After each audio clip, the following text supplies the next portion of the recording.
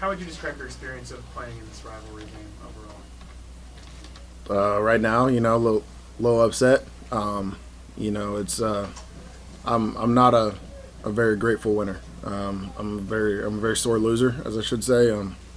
So I'm going to take this 12 hours, digest it, watch the film over again, probably 3 times on the way home, figure out how I can be better. But looking down the road, this is a game that I'll tell my kid about. This was an unbelievable environment, and hats off to Missouri and their fans.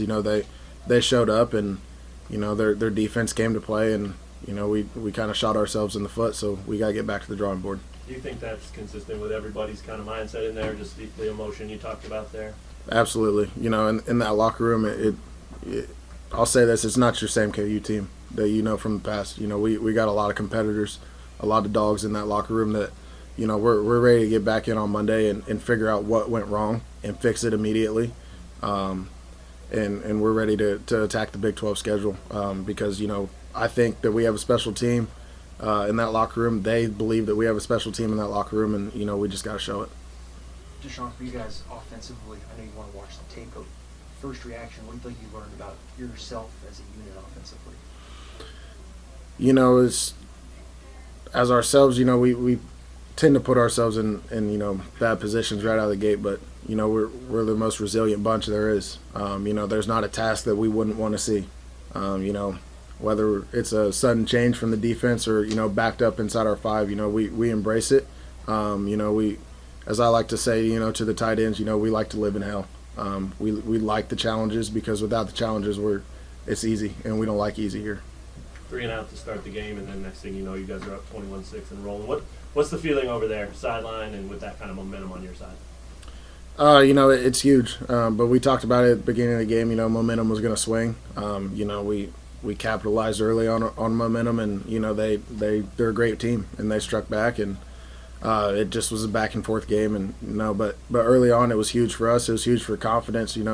Let some of the guys, the younger guys, know that hey, you do belong on this field. So that was huge for them. Deshawn, of course, the lost hours a little bit. You've talked a lot this week about what this game means to you. What does it mean to put on a performance like you did today and score career touchdowns? To be honest, I'd give away those 2 touchdowns for a win. I could care less about individual stats. I got to do a better job in getting my room ready to play.